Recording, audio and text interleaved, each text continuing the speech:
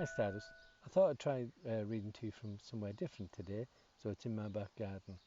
And we're going to start with chapter 15, The Forbidden Forest. And if you can remember last time, Ron and Harry had been caught by Filch after helping Hagrid hide Norbert the dragon. And so now we're on to The Forbidden Forest. Things couldn't have been worse. Filch took them down to Professor McGonagall's study on the first floor, where they sat and waited without saying a word to each other. Hermione was trembling. Excuses, alibis, and wild cover-up stories chased each other around Harry's brain, each more feeble than the last one. He couldn't see how they were going to get out of trouble this time. They were cornered. How could they have been so stupid as to forget the cloak? There was no reason on earth that Professor McGonagall was except for their being out of bed and creeping around the school in the dead of night, let alone being up the tallest astronomy tower, which was out of bounds except for classes. Add Norbert and the invisibility cloak, and they might as well be packing their bags already. Had Harry thought that things couldn't have been worse, he was wrong. When Professor McGonagall appeared, she was leading Neville. "Harry," Neville burst out the moment he saw the other two, "I was trying to find to warn you. I heard Malfoy saying he was going to catch you. He said you had a drag—" Harry shook his head violently to shut Neville up. But Professor McGonagall had seen. She looked more likely to breathe fire than Norbert as she towered over the three of them. "I would never have believed it of any of you. Mr. Filch says you were in the astronomy tower. It's 1 o'clock in the morning. Explain yourselves." It was the first time Hermione had ever failed to answer a teacher's question. She was staring at her slippers, as still as a statue. "I think I've got a good idea of what's been going on," said Professor McGonagall. "It doesn't take a genius to work it out. You've fed Draco Malfoy some cock and bull story about a dragon, trying to get him out of bed and into trouble. I've already caught him. I suppose you think it's funny that Longbottom had heard the story and believed it too." Harry caught Neville's eye and tried to tell him without words that it wasn't true, because Neville was looking stunned and hurt. Poor blundering Neville.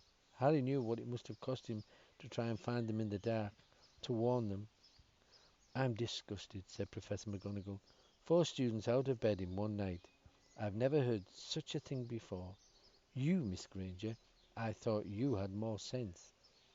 As for you, Mr. Potter, I thought Gryffindor meant more to you than this. All 3 of you will receive detentions. Yes, you too, Mr. Longbottom. Nothing gives you the right to walk around school at night, especially these days. It's very dangerous, and 50 points will be taken from Gryffindor." 50? Harry gasped. They would lose the lead. The lead he'd won in the last Quidditch match. 50 points each, said Professor McGonagall, breathing heavily through her long pointed nose. "Professor, please, you can't." "Don't tell me what I can't and can't do, Potter. Now get back to bed, all of you. I've never been more ashamed of Gryffindor students." 150 points lost. That put Gryffindor in last place. In one night they'd ruined any chance Gryffindor had had for the House Cup. Harry felt as though the bottom had dropped out of his stomach. How could they ever make up for this? Harry didn't sleep all night. He could hear Neville sobbing into his pillow for what seemed like hours. Harry couldn't think of anything to say to comfort him. He knew Neville, like himself, was dreading the dawn. What would happen when the rest of Gryffindor found out what they'd done? At first, Gryffindor, passing the giant hourglasses that recorded the house points next day, thought there'd been a mistake. How could they suddenly have 150 points fewer than yesterday? And then the story started to spread. Harry Potter, the famous Harry Potter, their hero of 2 Quidditch matches, had lost them all those points. Him and a couple of other stupid first years. From being one of the most popular and admired people at the school, Harry was suddenly the most hated. Even Ravenclaw and Hufflepuffs turned on him, because everyone had been longing to see Slytherin lose the House Cup. Everywhere Harry went, people pointed and didn't trouble to lower their voices as they insulted him.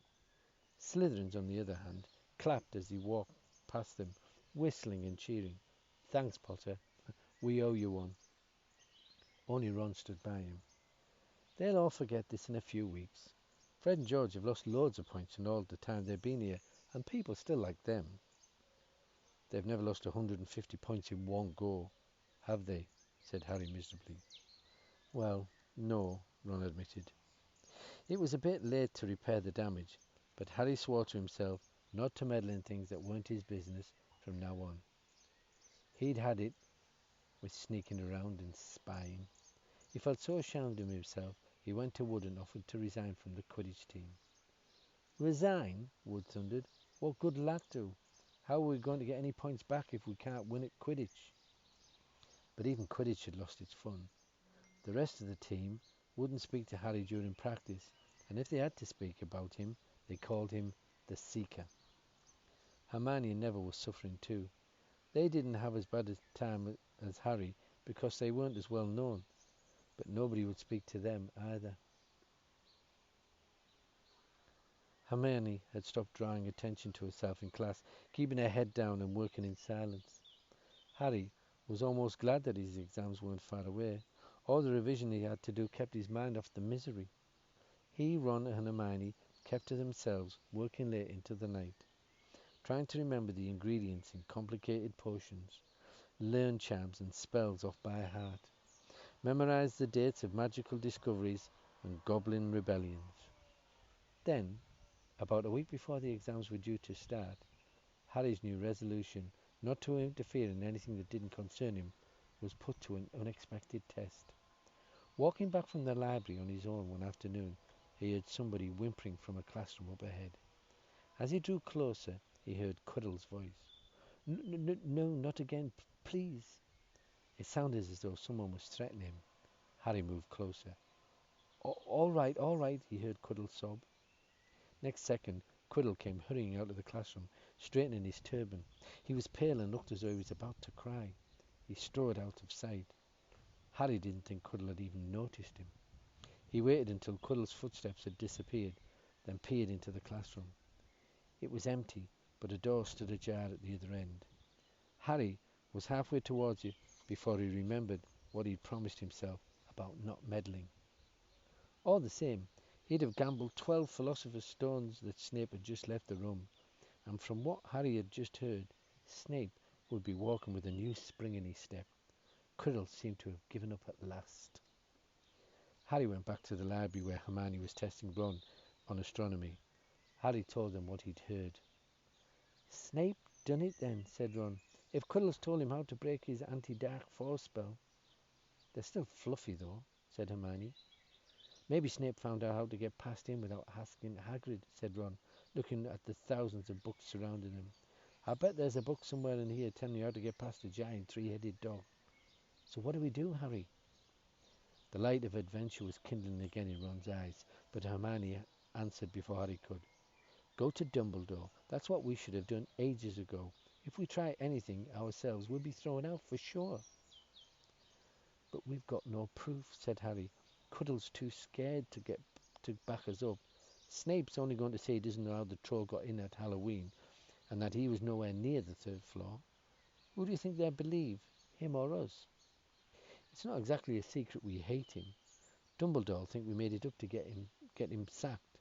Filch wouldn't help as if his life depended on it. He's too friendly with Snape. And the more students get thrown out, the better he'll think. And don't forget, we're not supposed to know about the stone or Fluffy. That'll take a lot of explaining."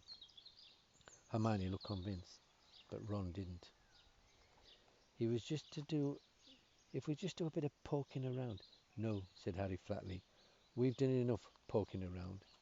He pulled a map of Judah towards him and started to learn the name of its moons.